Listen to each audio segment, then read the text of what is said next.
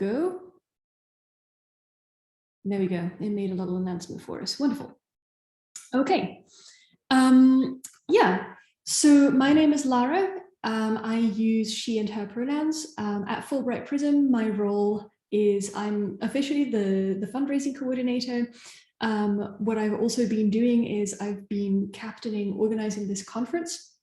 So that has been a really fun job, working with all of our volunteers from the board and putting together this awesome event.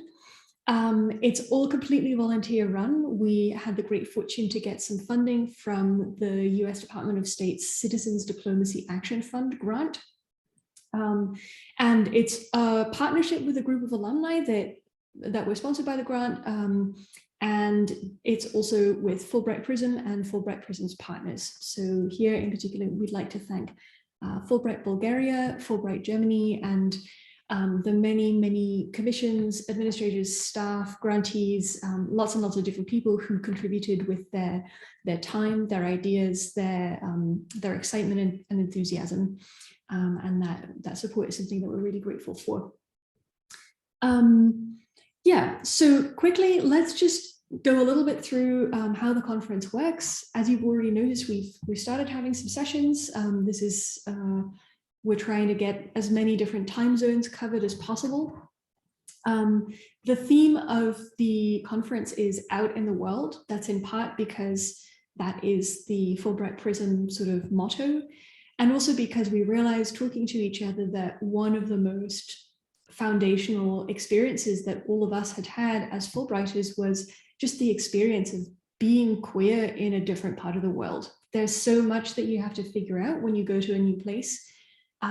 It can be really challenging to understand the new kind of social context that you're navigating.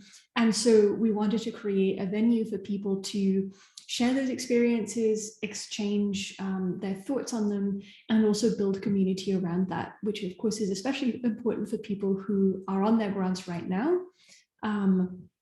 But yeah, that's kind of the big theme throughout this. What I'd like to do is show you, if I can manage to get my screen to share. One moment. Okay. So I would like to show you our website so that you can, let's see, share screen, so that you can explore on your own. Here we go. All right, so this is our website. You can find lots and lots of different resources here. So for instance, I'd like to highlight that especially for ETAs, we have resources that are country by country, put together by people to kind of highlight topics like health and wellness, housing, etc. It's also about community. We have a connection to the Fulbrighter app, which you may or may not know. Then we also have a donate button, which I would like to draw your special attention to. All of this, as we said, is volunteer run, and it's not free to run, unfortunately. So if you're able at all, we would appreciate any single cent that you can send our way. Yeah, let's go into the conference program. You've probably already seen, looked at this in some amount of detail.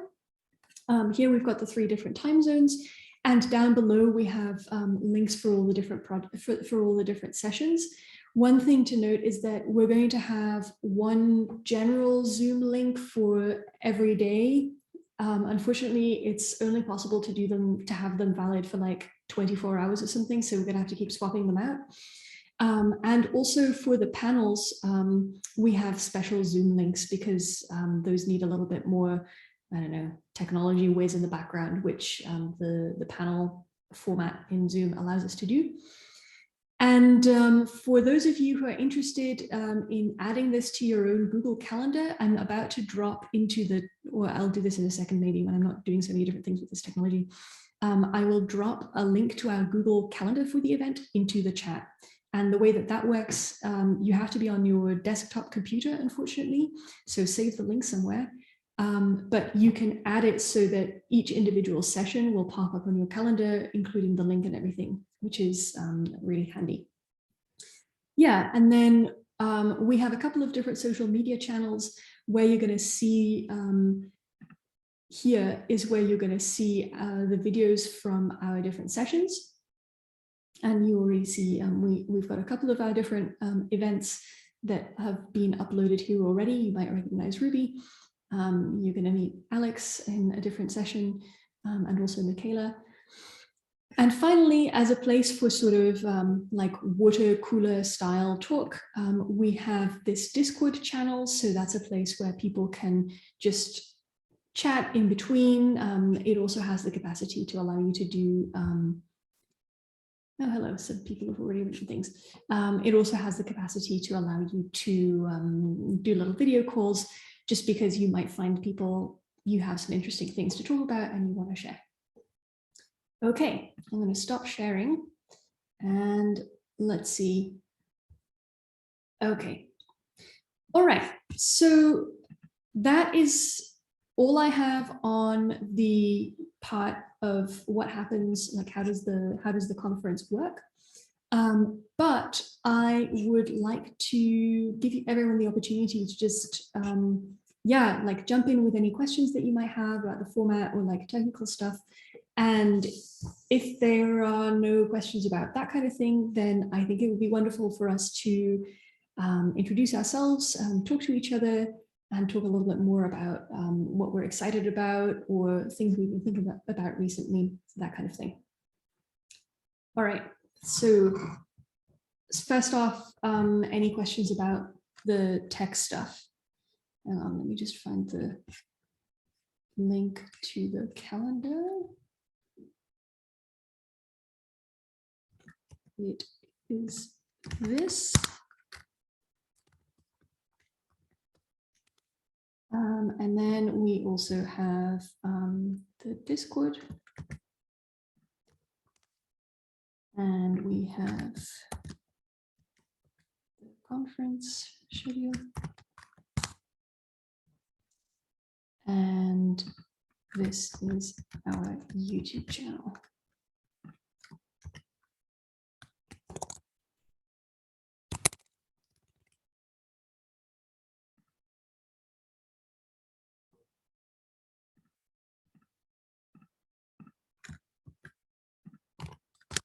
There we go.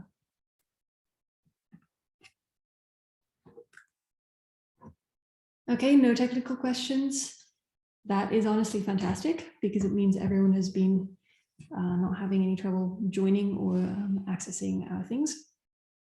Yeah, well, why don't we start off with mini introductions? I would love to hear from people. What's your name? What are your pronouns? Where did you or are you doing your Fulbright / hope to do your Fulbright?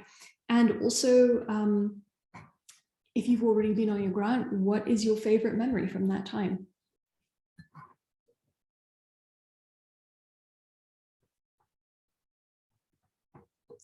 I can start us off. You already know my name and my pronouns. I actually did my Fulbright in the United States. So as you might be able to tell, I am British. And I did my Fulbright in 2013, which is way longer ago than I ever thought it would be. And yeah, I did my PhD in linguistics at the University of Maryland in College Park. So if you were based in DC, I know the area pretty well. And let me think, my favorite memory. My favorite memories are actually around my car. I lived in a suburb, and that was a pretty big culture shock for me because I'd lived in cities with public transport, and living in a suburb was just like, oh my God, what? How does one exist here? I have to mow the lawn on Saturdays. And long story short, I spent 2 years battling with the DC metro system. Anyone who is familiar with it will remember the glory days of the website howfuckedismetro.com. And I decided to buy a car.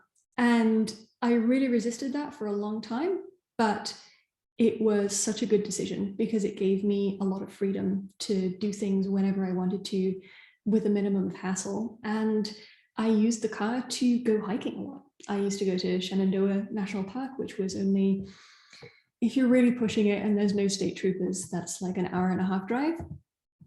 And yeah, I actually often went with friends that I met through Fulbright events, because in DC, there's a really big community of Fulbrighters, and it means that there's a lot of ways to connect with people and get together. And especially if you have a car, it's easy to just fill it up with people who are cool and fun and want to go for a hike. So yeah, that's one of my favorite memories. I just saw a question. Are we free to connect in video audio? Yes, absolutely. So if you want to join in, please just unmute yourself, start talking. As always, there's going to be a little bit of awkwardness when people talk across each other, but we can handle that. It's been a year and a half. Hello to everyone. My name is Thiago. I am a he, him. I'm Brazilian. I'm currently applying to get a Fulbright to the US. But I had a previous experience in the US as well before. I was an undergrad student for 1 year in Cincinnati, Ohio. And my favorite memories about those times were related to the volleyball team of the university that I was studying. I feel like I connected a lot with people through sport, and then playing volleyball with them a couple times a week, and all the traveling to go to tournaments and all of that. It was really important for me to navigate the emotions of the time, and how was it to me, some sort of events like seeing snow for the first time, because I'm from a part of Brazil that we have a very steady and tropical weather. So like it's hot the whole year, around the 29 degrees Celsius for people who aren't familiar with it. And yeah, that was pretty much it. The whole thing about finding a way to connect with people, not necessarily only throughout languaging and speaking. So I found that a way to make connections and bonds. Thank you. Yeah, thank you for sharing that, Thiago. That sounds like fun. I have to say, I am very curious about the person who seems to be a very avid knitter. Could I ask you what you're making? Yeah, I just started a project. It's nighttime here, and that's when I normally work on creative projects, and I'm like, I need something to do with my hands. I'm making granny squares right now because I'm making a flower cardigan. Amazing. That sounds really fabulous. So you said, Where are you based right now? I'm in Germany. So I'm Holly. I use she, her pronouns, and I'm an ETA in Magdeburg, Germany. I've been here for 1 month, almost exactly. So it's been pretty cool so far. And so it's not over, so I can't give you a memory like in hindsight of the whole thing. But in the last month of being here, the highlight is that one of my students came up and was talking about like queer culture and pronouns, and then made me a pronouns bracelet, and I was so excited about that. So that's been the highlight so far. That is a good highlight. Cool. Would anyone else like to share?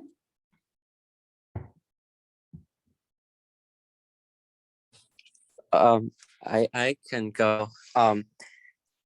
I can't put the on though. That's okay. Because it's 2 a.m. here. But I am Jake, and I am an ETA in day 7 for me, so I can also not really say I have a memory so far, but I love the food delivery. It's really quick and cheap, and the food is great. I'm stuck in the quarantine hotel, so it makes everything that much better. And I was also actually just in DC before I came here, so I know what you mean, how messed up the metro was. I feel you there. Cool. So you literally just got there? Oh yeah, basically. That's amazing. Do people have any good sort of first week advice? I think it's just to try and stay busy, because we have like the 2 weeks in the core, you're allowed to like, actually see stuff. Mhm. So just like try and keep your mind occupied, and prepare for the year ahead. I think that's as much as you can do, Mm-hmm. Yeah, that sounds good. Maybe you need a crochet project. I feel like there's someone here who could give you a lot of advice on that. And what? A crochet project. Oh, yeah, right.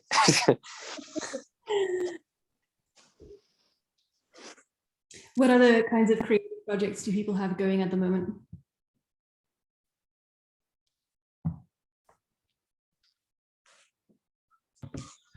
Doing a little bit of writing, but not creative writing. It's more like a thesis writing thing. But on the side, when I feel like I'm trapped in a thesis, I just take my mind out of it and write something else just to get the words flowing. And then you go back to science after it a little bit, just to get the mind somewhere. And then when you feel like it's being rested, and then you go back to work. Yeah, actually funny you mentioned that. It just reminded me. So when I was writing my PhD, it was a really painful process because I did the whole thing in 10 weeks. I do not recommend doing that, just for the record. But at the time, one way that I got myself into it was that I would write other things. So I had like every day, this is pathetic, right? I had a power hour.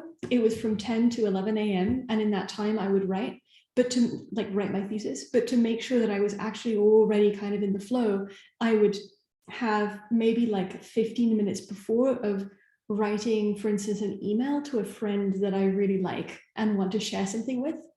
And so that meant that by the time that 10 a.m. rolled around, I was already writing. So it didn't feel like as much of a big step to move into writing the dreaded thing. So yeah, that's actually, I can second that really works well, to just have something fun to write that gets. Yeah, I do exactly that as well. Cool. Sometimes you just need to get into it, ease into it, and then you go full throttle when you need to do it. My power hour is from 3 p.m. to 4 p.m. It's when I function the best.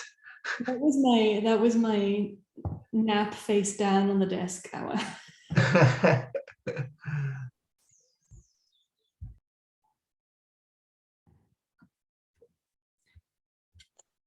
All right, trapped in a thesis, someone saying, yep.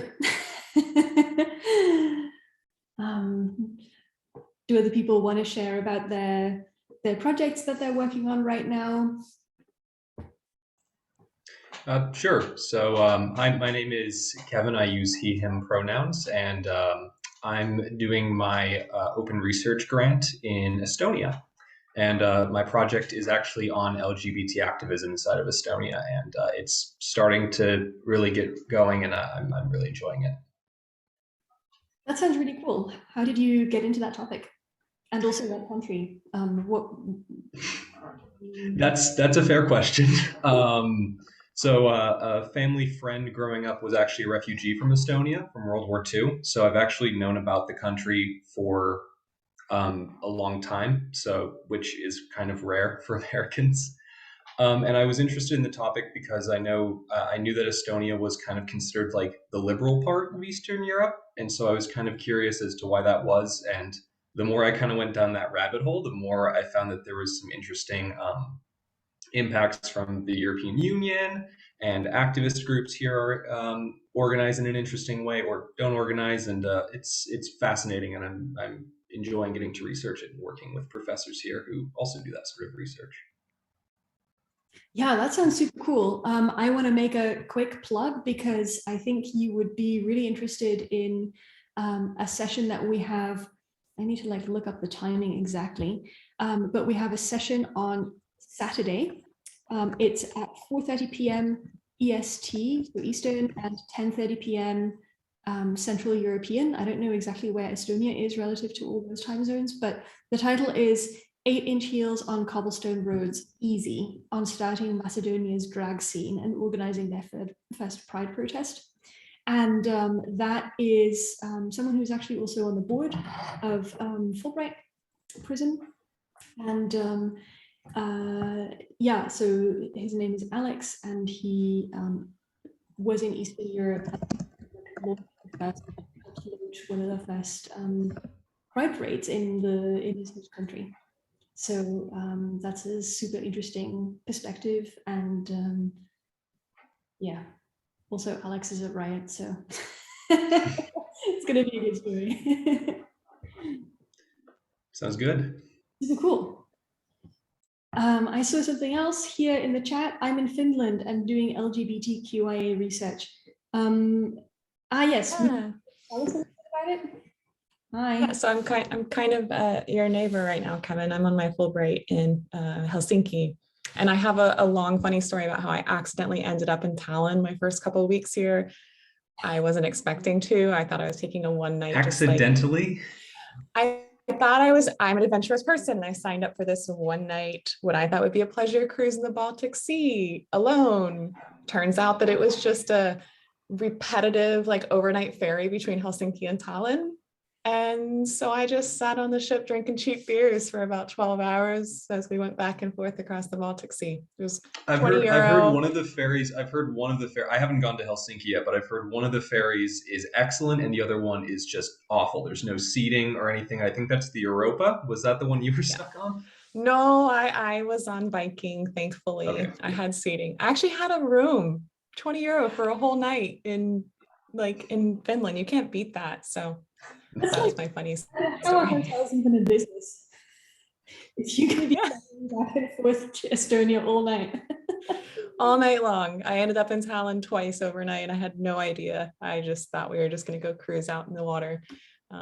But you go on adventures and you learn. But yeah, so I'm in Helsinki, pretty close to Estonia there, and I am collecting data for my PhD dissertation, and my research is focused on queer inclusion in pre-service teacher programs. So like, are they talking about queer youth? How are they talking about, I'm actually doing a discourse analysis looking at power, privilege, and oppression when it comes to gender and sexuality in the teacher education program here in Helsinki.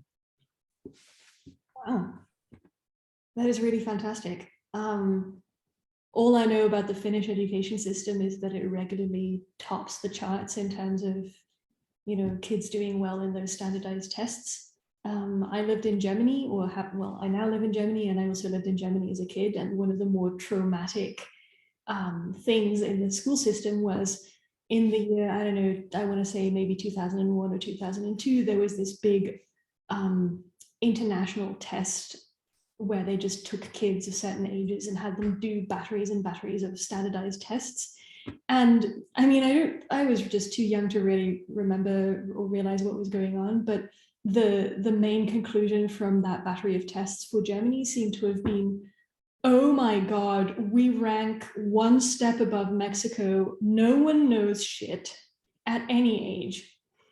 Whereas Finland was at the very top. So it sounds like you're going to learn what they're doing right and also how to make sure everyone else does it right too. Somewhat. My professors I'm working with critique the Finnish education system because of those assessments. They're quite misleading, as you probably experienced. Yeah. And I'm doing the research because the rainbow youth here, the queer youth, are reporting really high levels of mental health issues, and they're not addressing it in the education system. So that's kind of what I'm here to figure out. But yeah, they rank high, but there's still room for improvement. Hopefully we'll figure it out. Yeah, for sure. I mean, we have people here who are actually educators in the German education system right now. So maybe you can weigh in, but my sense is just that, I mean, like everywhere, right? Standardized tests really mainly test your ability to do a standardized test. And I can confirm from my experience of the German education system that, I mean, there is no aptitude in standardized test taking, which is a good thing in lots of ways, but yeah, I don't know how indicative it is of literally anything.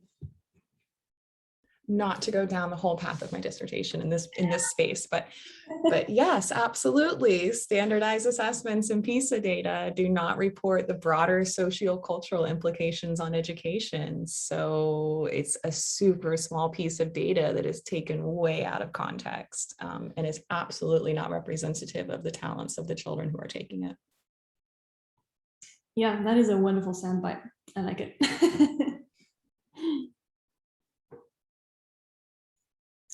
Someone else just switched on their camera. Is that a, I would like to speak, because we would love to hear from you, whether your camera is on or off.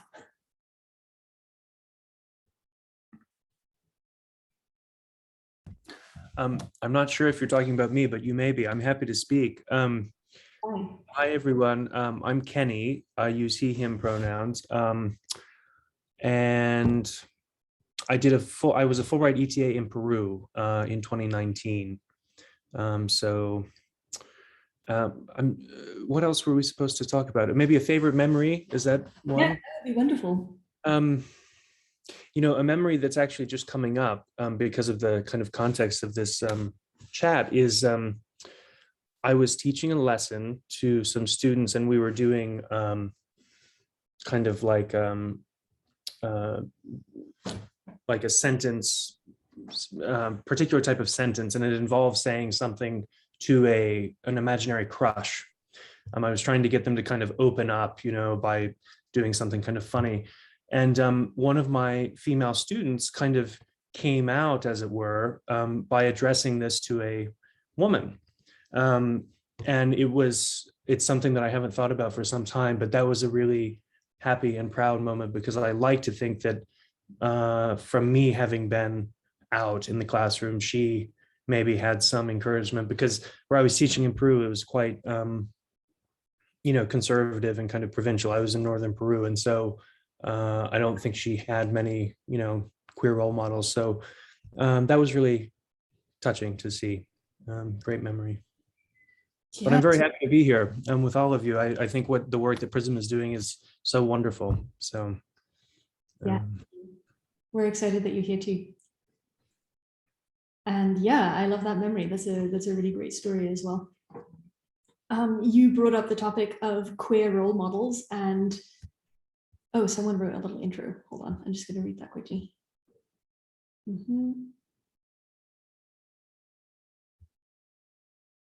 Yeah, that's wonderful. I think that last sentence, no prejudices at all from neither side, it's so important, because we spend a lot of time, I mean, obviously we encounter people who are very prejudiced, and I mean, we also as humans are prejudiced in some way or another. But what always surprises me is that often the prejudices that I'm worried about aren't actually there, or people are much more willing to kind of set those aside or actually start thinking about them once they meet you. So that's another sort of important aspect of being out in the world, right? I was just going to say, technically the session is about to wrap up, but I would like to pick up Kenny's topic of queer role models, because I think that's a great topic of conversation. So if anyone has any queer role model stories that they would like to share, or people that inspire them, please let us know.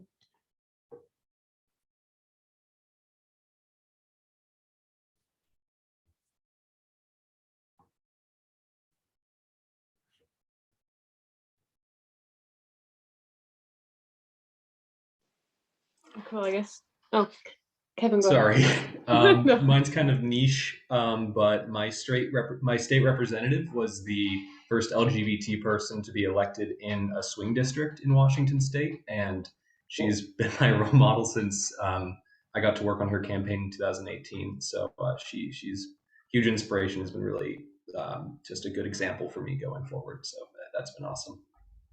That's great. What's her name? Christine Kilda. So it's legislative over all the way in Washington State. So not super relevant, like I said, but for me, it's been really impactful to have her as an example for things that I could aspire to. That's really great. Yeah, wonderful. And Lara, you were also going to share something? Yeah, I'm Lara, co-founder of Fulbright Prism with Tim and Michaela, and just sort of wanted to call back to my grant in Germany in 2016, 2017. So I think two of my role models are Tim and Michaela. Because up until that point, I had been sort of a lone queer. There were definitely queer people at my university, but I kind of discovered them later, and then had been abroad a semester and came back and was busy learning how to teach and didn't have time to really form community. So when I got to Germany, it was the first time that I really got to like make friends with and hang out with and be in community with other queer people, and that was Tim and Michaela. So I think those are two of my role models. That is so lovely. Thank you for sharing that. And that's also, I think, a really fantastic wrap up for the session, unless someone else was gonna say something. I thought I just like saw a quick unmute. Okay, Miley, you want to share something? No, no, okay. All right. I know people's Zoom faces in here. Yeah, well, thank you for joining us for this session and all of the others that you've been to before. We have one more session that is technically today in some parts of the world, which is the second welcome round, which is designed for people who are more in sort of like America's time zones. If you want to go to that as well, please, you're very welcome if you're awake at that time. And other than that, we have more sessions coming on tomorrow.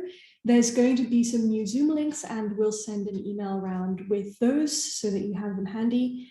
But in the meantime, yeah, let us know on the Discord channel, for instance, if you have any other questions or ideas or things you want to share, start reaching out to people. I think I can see some great Baltic beer drinking cruises and German road trips about to form. And in the meantime, yeah, please enjoy, and thank you so much for joining us, and goodbye.